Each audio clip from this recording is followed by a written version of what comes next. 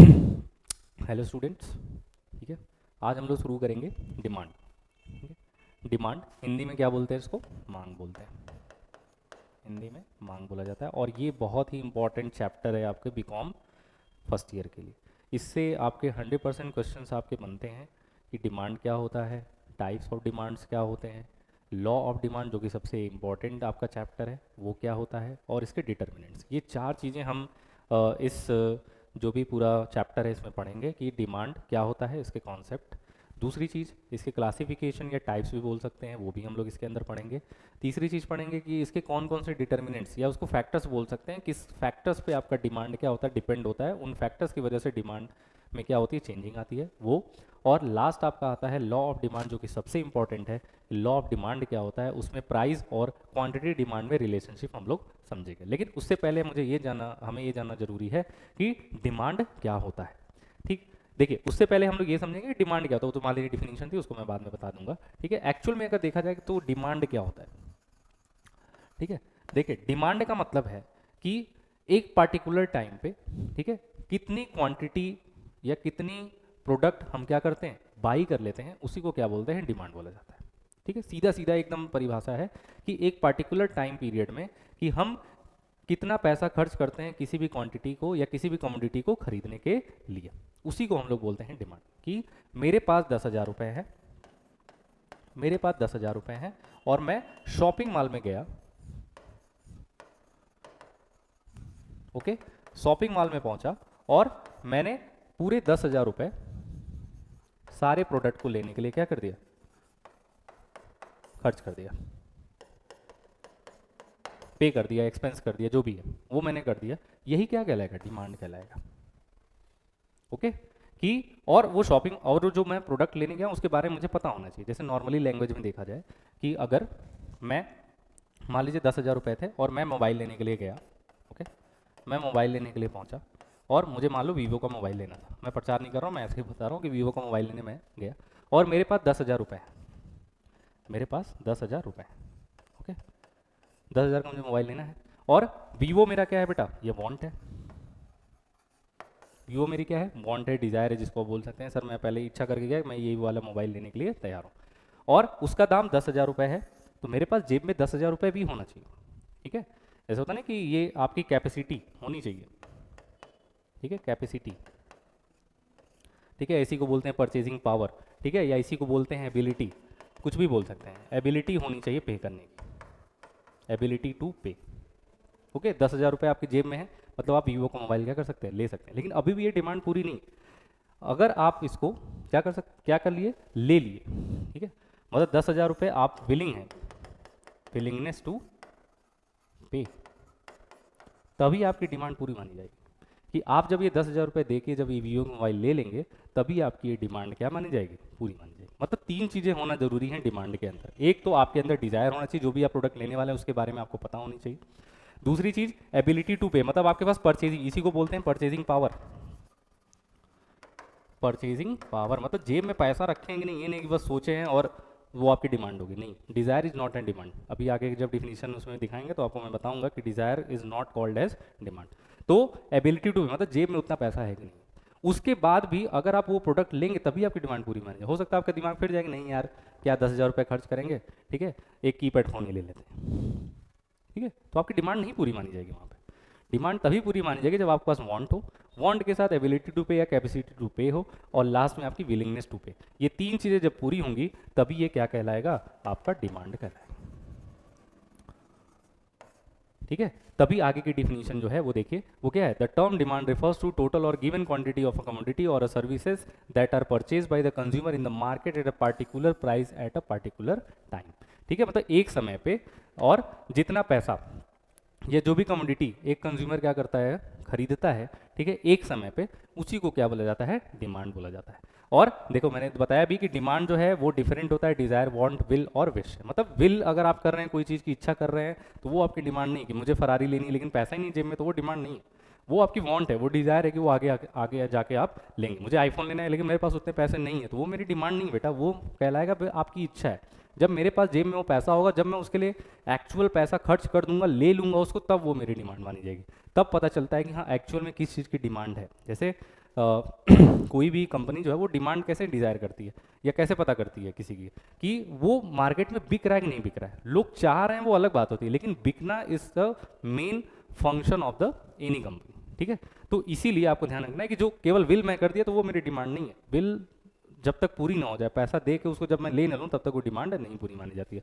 इसीलिए जो डिमांड है वो 3 चीज़ों पे डिपेंड होता है बेटा। एक डिज़ायर टू बाय, ठीक है, मतलब क्या सामान जो लेने वाला है उसके बारे में इच्छा है कि नहीं, आपको लेना चाहते हैं कि नहीं चाहते हैं। दूसरा, आपके पास उतना मनी है कि नहीं है, ठीक है, उसको खरीदने के लिए पैसा है कि नहीं, पैसा ही नहीं होगा तो आप खरीदेंगे कैसे।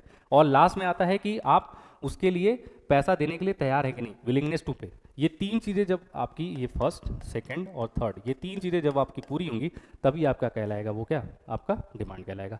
इसलिए देखो एग्जांपल मैंने दिया, देखो Bill Gates is able to purchase a Ferrari. जैसे बिल गेट्स से मान लो एग्जांपल ले लेते हैं, बिल गेट्स से एक फरारी लेना चाहते हैं, देखो वो तो खरीद भी सकते हैं, उनके पास बहुत पैसा है भाई, ठीक है, अमीर आदमी है, लेकिन but he is not willing to pay for it और not willing to buy, is this demand और नॉट।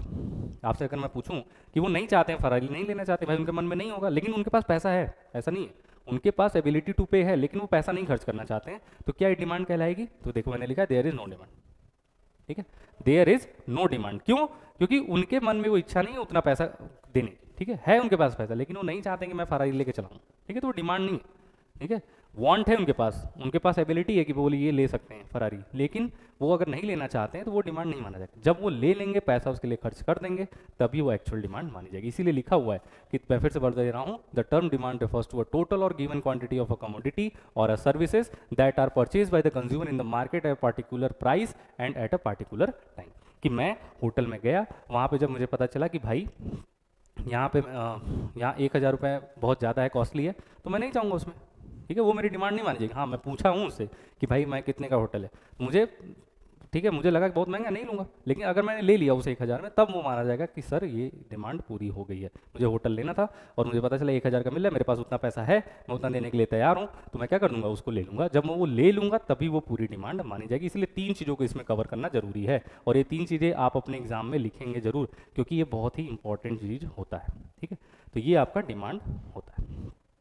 इसलिए देखो, अच्छा डिमांड क्रिएट कौन करता है, सबसे पहली बात, डिमांड कौन क्रिएट करता है बता, कंज्यूमर करता है। कंज्यूमर डिमांड नहीं करेगा तो कंपनी गुड्स बेच ही नहीं पाएगी। तो कंज्यूमर क्रिएट क्या करता है, डिमांड। और डिमांड कैसे क्रिएट होता है, यूटिलिटी के बेसिस पे, जितना आप कंजम्पशन करते चले जाएंगे उसी हिसाब से आपकी डिमांड क्या होती है, बढ़ती चली जाती है। इसीलिए देखिए लिखा है demand basically depends on the utility of product. जितना हम प्रोडक्ट को यूटिलिटी उसका लेते जाते हैं, जितना हम कंजम्पशन करते चले जाते हैं, हमारी डिमांड उसी के ऊपर क्या होती है, डिमांड होती है, ठीक है। इसीलिए बोला गया है कि जितना आप हाई यूटिलिटी करेंगे किसी भी चीज़ का, तो आपकी क्या होगी, डिमांड ज़्यादा होगी, आपकी डिमांड क्या होगी, ज़्यादा होगी, ठीक है। अगर आप किसी प्रोडक्ट की यूटिलिटी लो करते हैं, ठीक है, तो आपकी यूटिलिटी क्या होगी, लो होगी, आपकी डिमांड आपकी क्या होगी, लो होगी, ओके।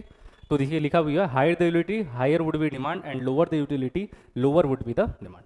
जितनी ज़्यादा यूटिलिटी होगी किसी प्रोडक्ट की तो उसकी डिमांड ज़्यादा होगी, जितनी कम उसकी यूटिलिटी होगी उतनी कम उसकी क्या होगी, डिमांड होगी। अरे यार कोई चीज़, अगर कोई भी प्रोडक्ट है, अगर हम उस चीज़ को ज़्यादा परचेज कर रहे हैं, ज़्यादा लोग उसको खरीद रहे हैं, ज़्यादा लोग उसको बाई कर रहे हैं, इसका मतलब क्या हो, डिमांड हाई है, ठीक है। और जब उसको लोग कम परचेज करने लगेंगे, जब उसको ज़्यादा नहीं परचेज करेंगे, कम लाइक करेंगे, ठीक है, तो उसकी डिमांड क्या हो जाएगी, कम हो जाएगी। तो इसी के बेसिस पे डिमांड क्या होता है, डिराइव्ड होता है। और डिराइव्ड कौन करता है बेटा, कंज्यूमर डिराइव्ड होता है। कंज्यूमर ही पूरे डिमांड को क्या करता है, डिराइव करता है। इसीलिए कंज्यूमर को ही बेस माना गया है डिमांड का, ठीक है। जब सप्लाई पढ़ेंगे तो प्रोड्यूसर को बेस मानेंगे, और जब डिमांड पढ़ेंगे तो किसको बेस मानेंगे, कंज्यूमर को। कंज्यूमर ही डिमांड क्रिएट करता है, प्रोड्यूसर नहीं करता है। कंज्यूमर ही मेन आपका इसमें बेस जिसको आप बोलते हैं, बेस होता है। इसीलिए कुछ फीचर्स भी हैं, जैसे डिमांड के पढ़ेंगे, there are the some features and important features of demand, की डिमांड जो है उसके क्या क्या फीचर्स होते हैं। पहला, it is backed up by the adequate purchasing power, ठीक है। आपको अगर डिमांड करनी है तो आपके पास परचेजिंग पावर होना चाहिए, पैसा होना चाहिए, एबिलिटी टू पे होना चाहिए। नहीं होगा तो डिमांड होनी ही नहीं। आप डिज़ायर केवल रखे हुए हैं और आपको लग रहा है मैं, ये मेरी डिज़ायर है, मैं क्या बोलते हैं, फरारी ले लूँगा, मैं ये कर दूंगा, वो कर दूंगा, लेकिन आपके पास पैसा नहीं है, तो this is not as called as demand. इसीलिए लिखा it is backed up by the adequate purchasing power. अगर आपके पास अंदर परचेजिंग पावर नहीं है, आपके जेब में पैसा नहीं, उतना पैसा खर्च करने का, तो वो डिमांड नहीं है। तो पहले चीज़ वो क्रिएट करता है डिमांड की, आपके पास उतनी परचेजिंग पावर हो जाए।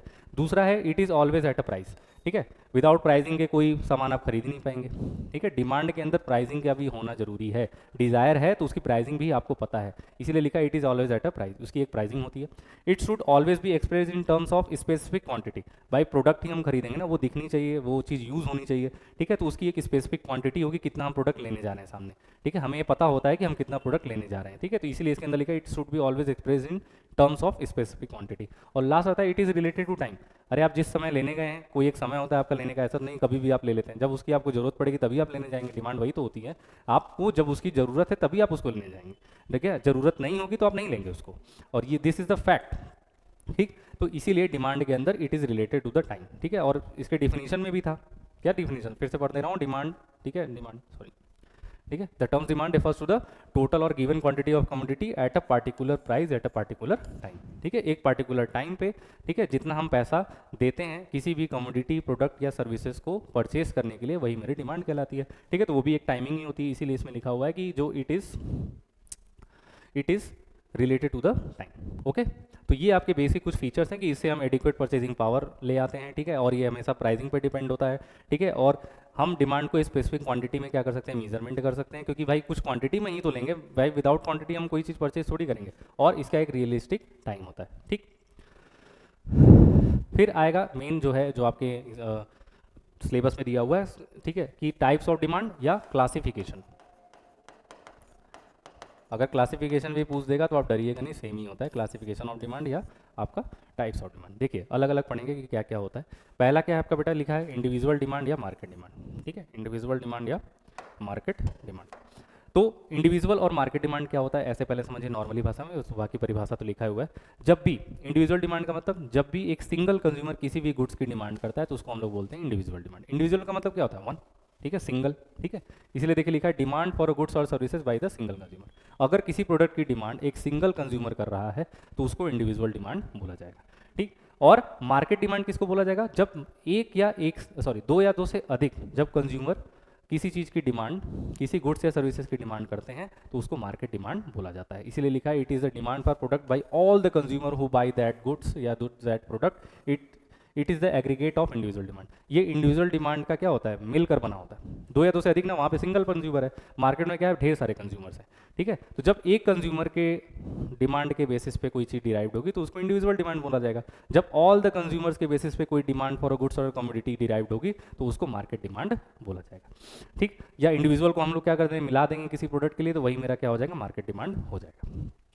दूसरा क्या बेटा, डिराइव डिमांड और डायरेक्ट डिमांड। डिराइव डिमांड क्या होती है, जब ये किसी प्रोडक्ट पे डिपेंड होती है, ठीक है, ये क्या होती है बेटा, किसी भी प्रोडक्ट पे डिपेंड होती है। जैसे आपका कॉटन है, उसमें लिखा भी हुआ एग्जांपल में, जैसे कॉटन है, कॉटन किसके ऊपर डिपेंड होता है बेटा, क्लोथ पे डिपेंड होता है। क्लोथ जितना बिकेगा कॉटन की वैल्यू उतनी बढ़ती है, ठीक है। अगर मान लो क्लोथ बिक ही नहीं रहा है मार्केट में तो क्या कॉटन की डिमांड होगी, नहीं। इसलिए डिराइव डिमांड जो होती है वो आउटकम्स पे क्या होती है, डिपेंडेंट होती है। इसलिए दिखा है when the demand for a product is associated with the demand for another product या outcome is called as the derive demand और इंड्यूस डिमांड। जब एक प्रोडक्ट दूसरे प्रोडक्ट पे क्या होता है, डिपेंड होता है, उसके सेलिंग पे डिपेंड होता है, उसके डिमांड पे अगर डिपेंड होता है, उसको हम लोग डिराइव डिमांड बोलते हैं। जैसे एग्जांपल में लिखा हुआ है demand for a cotton yarn is derived from the demand for cotton cloth. जितनी ज़्यादा कॉटन क्लोथ की डिमांड होगी उतना ही ज़्यादा आपके कॉटन यार्न, ठीक है, जो धागा होता है उसकी डिमांड बढ़ेगी, ठीक है। और लेकिन अगर कॉटन की डिमांड है ही नहीं तो क्या कॉटन यार्न की डिमांड बढ़ेगी, नहीं बढ़ेगी। तो डिराइव डिमांड जो होता है वो दूसरे के ऊपर क्या होता है, डिपेंडेंट होता है। और दूसरा क्या बेटा, डायरेक्ट। डायरेक्ट को ही ऑटोनॉमस भी बोला जाता है। ऑटोनॉमस जो कि इंडिपेंडेंट होता है, इसके ऊपर कोई वस्तु नहीं, इसलिए यहाँ पे क्लोज आ जाएगा, ठीक है। क्लोज इज आपका इंडिपेंडेंट डिमांड या डायरेक्ट डिमांड या ऑटोनॉमस डिमांड, ठीक है। इसीलिए लिखा है when the demand for the product is independent of the demand for another product is called as direct demand, ठीक। कि क्लोज जो होता है, ठीक है, वो क्या होता है, ऑटोनॉमस होता है, क्योंकि बिकेगा तभी, देखो उससे कुछ और तो बनने वाला है नहीं क्लोज से। जैसे जैसे डायरेक्ट डिमांड या ऑटोनॉमस ये भी बोल सकते हैं, जैसा जिससे कुछ और गुड्स नहीं बनाया जा सकता, क्लोज से कुछ और गुड्स नहीं बनाया जा सकता है, तो वो डायरेक्ट डिमांड है। उसके लिए आपको कॉटन यार्न की जरूरत पड़ती है, ठीक है, लेकिन क्लोथ्स के आगे कुछ बनाने के लिए कुछ नहीं, इसलिए इसको डायरेक्ट डिमांड बोला जाता है। ये किसी के ऊपर डिपेंड नहीं होता, एक बार ये बन चुका है, अब इसको लोग यूज़ करिए मत करिए कोई मतलब नहीं है, ठीक है। इसीलिए इसको डायरेक्ट डिमांड बोला जाता है। डिराइव्ड मतलब डिपेंडेंट ऑन अनदर डिमांड, लेकिन बट ऑटोनॉमस डिमांड जो कि इंडिपेंडेंट होता है और उसके लिए किसी और चीज़ की जरूरत नहीं होती है, ठीक है। वो बिकेगा बिकेगा, नहीं बिकेगा तो कोई मतलब नहीं है। This is called as direct demand, ठीक। उसके बाद आता है आपका इंडस्ट्री डिमांड या कंपनी डिमांड। इंडस्ट्री डिमांड क्या होता है या कंपनी डिमांड क्या होता है? इंडस्ट्री का मतलब जैसे सेम इंडस्ट्री है, सेम ही कंपनी है, सेम ही लोग हैं और वो एक तरीके का प्रोडक्ट अगर बना रहे हैं और उसको सेल आउट कर रहे हैं तो उस तरीके की डिमांड को क्या बोलते हैं? आपका इंडस्ट्री डिमांड बोला जाता है या फॉर्म डिमांड भी बोलते हैं इसको। ठीक है, industry demand related to the total aggregate demand for the products of a particular industry such as demand for cement in the construction industry. जैसे मान लो सीमेंट लिखा हो उसकी मतलब नहीं है, जैसे मान लीजिए आपका कार है, ठीक है, कार मान लीजिए बलेनो है, ठीक है, सॉरी बलेनो नहीं लेते, मारुति सुजुकी है, ठीक है, मारुति सुजुकी की कार है, इसको हम लोग ले लेते हैं। मारुति सुजुकी की कार है और ये लोग किसी भी चीज़ की डिमांड अगर करते हैं तो मारुति सुजुकी किस इंडस्ट्री में आता है बेटा? ऑटोमोबाइल में आता है। किस में आता है? ऑटोमोबाइल इंडस्ट्री में आता है।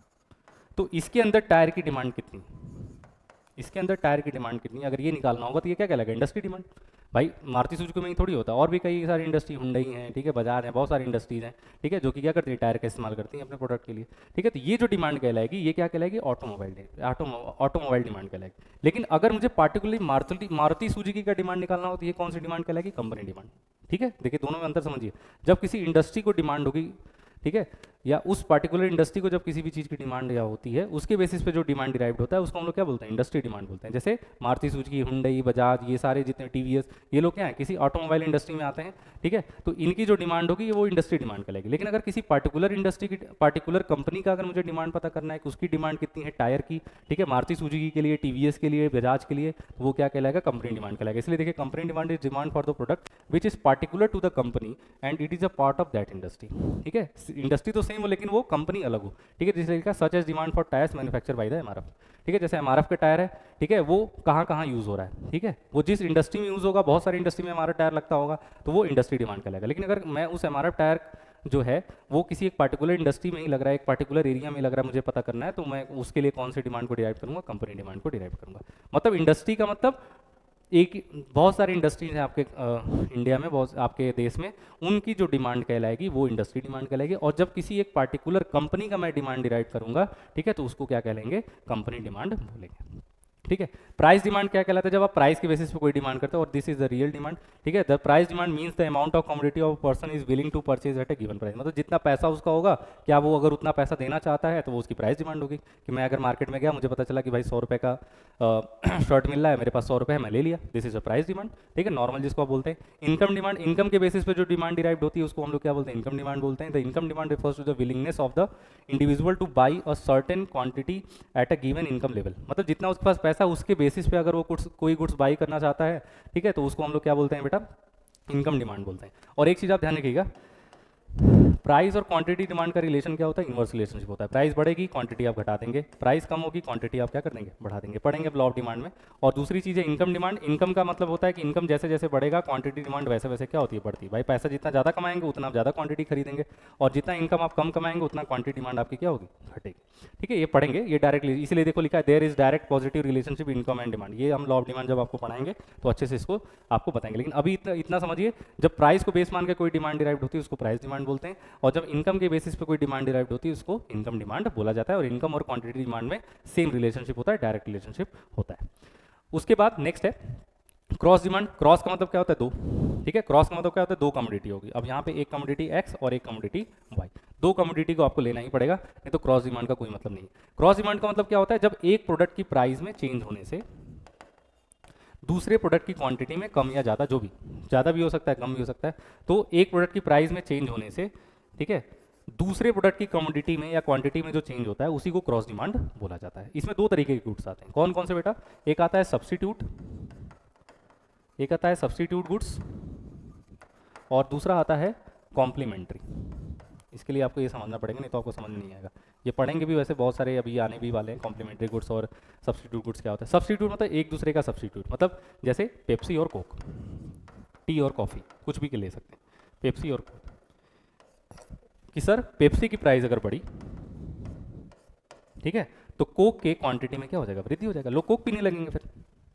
ठीक है, और अगर पेप्सी की प्राइस कम हुई तो कोक की क्वांटिटी क्या हो जाएगी? कम हो जाएगी। इसको हम लोग क्या बोलते हैं? सब्स्टिट्यूट। इसको हम लोग क्या बोलते हैं? सब्स्टिट्यूट। देखो लिखा भी हुआ है, सच जैसे पहले demand for a commodity depends on the price of other related product is called as cross demand. वही मैंने बोला कि जब एक प्रोडक्ट दूसरे प्रोडक्ट की क्वांटिटी और प्राइसिंग पे डिपेंड होता है उसको क्रॉस डिमांड बोला जाता है। Such as with the increase in the price of the coffee of the consumption of a tea increases since tea and coffee are the substitute to each other. ठीक है, वही कि अगर जैसे यहाँ पेप्सी मैंने माना और कोक माना है कि अगर पेप्सी के प्राइस में इंक्रीज हो रहा है तो अगर कोक की क्वांटिटी में वृद्धि हो रहा है तो इसी को हम लोग क्या बोलते हैं, सब्स्टिट्यूट। ठीक है, कि मतलब दोनों एक दूसरे के सब्स्टिट्यूट है, तभी तो जैसे टी का प्राइस बढ़ा, ठीक है, तो कॉफी की क्वांटिटी में वृद्धि हो गया, टी का प्राइस घटा, कॉफी की क्वांटिटी में डिक्रीजमेंट हो गया और लोग टी पे शिफ्ट हो गए। इसको हम लोग सब्स्टिट्यूट बोलते हैं, क्योंकि टी की जगह हम कॉफी पी सकते हैं, पेप्सी की जगह कोक पी सकते हैं। ठीक है, लेकिन कॉम्प्लीमेंट्री क्या होता है? कॉम्प्लीमेंट्री का मतलब होता है उल्टा रिलेशन। इसीलिए यहाँ पे लिखा हुआ है, जैसे यहाँ पे कॉम्प्लीमेंट्री का मतलब एक दूसरे के पूरक। ठीक है, जैसे कार और पेट्रोल, ये एक दूसरे के पूरक हैं, इसके बिना ये दोनों नहीं चल सकते। ठीक है, तो कार की अगर प्राइसिंग बढ़ रही है, ठीक है, कार की अगर प्राइसिंग बढ़ेगी, ठीक है, तो क्या होगा, सॉरी, हाँ, कार की प्राइसिंग अगर या कार की क्वांटिटी लोग कम खरीदेंगे, ठीक है, या कार की क्वांटिटी ज़्यादा खरीदेंगे, मैं फिर से बोल दे रहा हूँ, एक सेकंड, सॉरी। कॉम्प्लीमेंट्री का मतलब होता है एक दूसरे के पूरक। वही लिखा है, when the price of car increases the demand for petrol decreases. ठीक है, अगर कार की प्राइसिंग अगर ज़्यादा होने लगेगी तो पेट्रोल की डिमांड क्या हो जाएगी, कम हो जाएगी, भाई नहीं खरीदेंगे लोग। ठीक है, कार अगर बहुत ज़्यादा हाई प्राइसिंग होगी, कार की क्वांटिटी कम हो जाएगी तो लोग पेट्रोल नहीं खरीदेंगे। लेकिन जहाँ कार की प्राइसिंग कम होगी तो पेट्रोल की जो खपत है वो क्या हो जाएगी, ज़्यादा हो जाएगी। मतलब यहाँ पे जो रिलेशन है वो क्या है बेटा, वो आपका इन्वर्स रिलेशनशिप है। कैसे? क्योंकि जैसे पहले जो थी कार बहुत महंगी मिलती थी, तो कार जब बहुत महंगी मिलती थी इसीलिए पेट्रोल का प्राइसिंग क्या था, बहुत कम था, ज़्यादा लोग नहीं खरीद पाते थे। मैं नॉर्मल भाषा में बताऊँ, लेकिन अभी पेट्रोल की प्राइसिंग क्यों ज़्यादा है, क्योंकि लोग बहुत ज़्यादा, अब एक घर में पहले एक गाड़ी होती थी, उससे लोग ज़्यादा लोग चलते थे, उसी से सब लोग चलते थे। लेकिन अब क्या है, एक घर में जो है वो कई गाड़ियाँ चलाते हैं, 4 लोग हैं तो 4 गाड़ियाँ चला रहे हैं। तो जब 4 गाड़ियाँ चलाएंगे तो क्या होगा भाई, खपत ज़्यादा होगा पेट्रोल का, तो पेट्रोल की प्राइसिंग ऑलवेज बढ़ेगी ही बढ़ेगी, क्योंकि अब क्वांटिटी जो है वो क्या कर दी है, मैंने बढ़ा दी। तो ये अब भाई देखो, गाड़ी रखे हैं तो बिना पेट्रोल के तो चलेगी नहीं, तो बिना जब पेट्रोल के नहीं चलेगी, पेट्रोल उसमें डालेंगे तो खपत ज़्यादा होगी, तो जब खपत ज़्यादा होगी तो फिर क्या होगा, आपका प्राइसिंग बढ़ेगा ही बढ़ेगा। इन्वर्स रिलेशनशिप, मतलब जितनी ज़्यादा कार की प्राइसिंग कम है, ठीक है, अब उसका कार की प्राइसिंग कम हो गई है, गाड़ी की प्राइसिंग कम होगी, टू व्हीलर की प्राइसिंग कम होगी, इसलिए पेट्रोल की खपत क्या होगी, ज़्यादा हो गई। ठीक है, तो इसको हम लोग बोलते हैं इन्वर्स रिलेशनशिप। और यहाँ पे ये दोनों एक दूसरे के क्या है, पूरक है। ठीक है, और एक दूसरे के पूरक है तभी हम इसको क्या बोलते हैं, कॉम्प्लीमेंट्री गुड्स बोला जाता है। कि मतलब एक में वृद्धि होने की वजह से दूसरे में जो कमी हो रही है उसको भी हम लोग क्रॉस डिमांड में ही बोलते हैं। मतलब एक प्रोडक्ट के डिमांड में चेंज होने से या एक प्रोडक्ट की प्राइसिंग में चेंज होने से जो दूसरे प्रोडक्ट की क्वांटिटी में चेंजेस हो रहा है उसी को हम लोग बोलते हैं क्रॉस डिमांड। तो क्रॉस डिमांड 2 टाइप्स के होते हैं बेटा, कौन कौन से बेटा, सब्स्टिट्यूट, मतलब जो एक दूसरे के सब्स्टिट्यूट, मतलब एक की प्राइसिंग के चेंज होने से दूसरे की क्वांटिटी में क्या फर्क पड़ रहा है। ठीक है, तो ये कौन सा रिलेशन है बेटा, यहाँ पे अगर आपसे कोई पूछेगा सर यहाँ पे सब्स्टिट्यूट गुड्स के केस में प्राइस और क्वांटिटी का क्या रिलेशन है, तो आप बोलेंगे सर डायरेक्ट है, कि एक बढ़ रहा है तो दूसरा भी बढ़ रहा है। लेकिन यहाँ पे क्या है कि अगर एक बढ़ रहा है, ठीक है, तो दूसरा घट जा रहा है, इसको हम लोग बोलते हैं इनडायरेक्ट, या इसको हम लोग बोलते हैं इनवर्स रिलेशनशिप। कि यहाँ पे कार और पेट्रोल के बीच क्या है, इनवर्स रिलेशनशिप है, तो इसको हम लोग बोलते हैं क्रॉस डिमांड। ठीक है, तो मतलब इतने टाइप्स के डिमांड है। मैं फिर से इसको एक्सप्लेन थोड़ा सा कर देता हूँ कि पहला हमने पढ़ा था individual and market demand. Individual demand जब एक सिंगल कंज्यूमर की डिमांड और सर्विसेज को हम लोग चेक करते हैं तो उसको हम लोग क्या बोलते हैं, सिंगल या इंडिविजुअल डिमांड बोलते हैं। जब हम ऑल द कंज्यूमर्स के डिमांड को एनालिसिस करते हैं, गुड्स के लिए, इस प्रोडक्ट के लिए, सर्विसेज के लिए, तो उसको हम लोग मार्केट डिमांड बोलते हैं। दूसरा हमने पढ़ा डिराइव डिमांड। डिराइव डिमांड वो डिमांड होती है जो किसी दूसरे प्रोडक्ट की सेलिंग पे डिपेंड होती है, उसके डिमांड पे डिपेंड होती है, उसको डिराइव डिमांड बोलते हैं। और डायरेक्ट डिमांड या ऑटोनॉमस डिमांड क्या होती है, जो क्या होती है, इंडिपेंडेंट होती है। ठीक है, उसका कोई डिपेंडेंट नहीं है, वो जितना सेलिंग होगा वो उसके हिसाब से उसकी डिमांड होगी। ठीक है, वो अपने आप में क्या होता है, अकेला डिमांड होता है। ठीक है, उसी इसीलिए उसको डिमांड या ऑटोनॉमस डिमांड भी बोला जाता है। फिर हमने पढ़ा इंडस्ट्री डिमांड या कंपनी डिमांड। इंडस्ट्री डिमांड का मतलब क्या होता है कि किसी एक पार्टिकुलर इंडस्ट्री के अंदर जो भी डिमांड होती है गुड्स या सर्विसेज की, उसको हम लोग इंडस्ट्री डिमांड बोलते हैं। जैसे अगर ऑटोमोबाइल इंडस्ट्री, उसके अंदर एमआरएफ टायर्स, उसके अंदर टायर्स की डिमांड कितनी है, उसके अंदर किस चीज़ की डिमांड कितनी है, उसको अगर हम कैलकुलेट करना हो तो उसको इंडस्ट्री डिमांड बोलेंगे। लेकिन अगर कंपनी डिमांड का मतलब कि एक पार्टिकुलर इंडस्ट्री में एमआरएफ टायर की कितनी आपकी डिमांड हो रही है, ठीक है, तो उसको हम लोग बोलेंगे क्या, आपका कंपनी डिमांड, क्योंकि वहाँ पे मैंने एक पार्टिकुलर कंपनी को अपने नाम में ले लिया है, तो उसकी डिमांड कितनी है। हो सकता है एमआरएफ की डिमांड बहुत ज़्यादा होगी तो उसकी डिमांड बहुत ज़्यादा है तो लोग ज़्यादा उसको खरीदेंगे। ठीक, प्राइस डिमांड क्या होती है, जब प्राइस के बेसिस पे कोई डिमांड होती है उसको प्राइस डिमांड बोला जाता है। This is the realistic demand, कि जितना आपके जेब में पैसा होगा उस हिसाब से आप खर्च करेंगे तो प्राइस डिमांड होती है। ठीक है, इनकम डिमांड क्या होती है बेटा, इनकम के बेसिस पे भी लोगों का क्या होता है, डिमांड डिराइव्ड होता है। इनकम जैसे जैसे बढ़ती जाती है डिमांड भी बढ़ती चली जाती है, इनकम कम होती है तो डिमांड क्या होती है, कम होती है।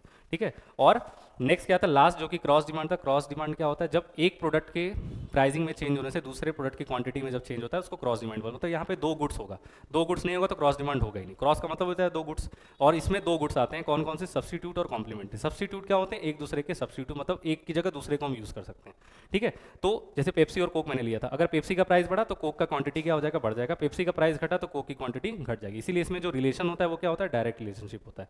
लेकिन कॉम्प्लीमेंट्री में क्या होता है, सीधे उल्टा रिलेशन। कॉम्प्लीमेंट्री मतलब एक दूसरे के पूरक गुड्स, ठीक है। कार और पेट्रोल, ठीक है, कार बिना पेट्रोल के नहीं चल सकती है। तो जैसे जैसे कार की प्राइसिंग बढ़ेगी वैसे वैसे क्या होगा, पेट्रोल की खपत क्या होगी, कम हो जाएगी। क्यों, क्योंकि लोग कार कम खरीदेंगे, क्वांटिटी कम कर देंगे। और जैसे जैसे कार की प्राइसिंग घटेगी पेट्रोल का खपत क्या होगा, बढ़ता चला जाएगा, ठीक है। तो इसीलिए यहाँ पे जो रिलेशनशिप होगा वो इनवर्स रिलेशनशिप होगा। इसको हम लोग क्या बोलते हैं, कॉम्प्लीमेंट्री गुड्स बोला जाता है, ठीक है। तो ये आपके छः नहीं है टोटल, मेरे हिसाब से ज़्यादा ही है, ठीक है। अगर इसको आप तोड़ेंगे तो बहुत सारे आपकी डिमांड है, जैसे 1 2, ठीक है, 3 4, ओके, 5 6 7 8, ओके, मतलब 9, ठीक है, 9 आपके टाइप्स ऑफ डिमांड्स है, ठीक है। तो ये आपकी पूरी क्लास कि आप, आज मैंने आपको क्या पढ़ाया, कॉन्सेप्ट ऑफ डिमांड, और दूसरा मैंने क्या पढ़ाया आपको, टाइप्स ऑफ डिमांड। तो दोनों आप अच्छे से क्या करिएगा, रिवाइज करिएगा, ठीक है। कल आपका पढ़ेंगे आपका डिटर्मिनेंट्स ऑफ डिमांड और लॉ ऑफ डिमांड, ठीक है। ठीक है, थैंक यू।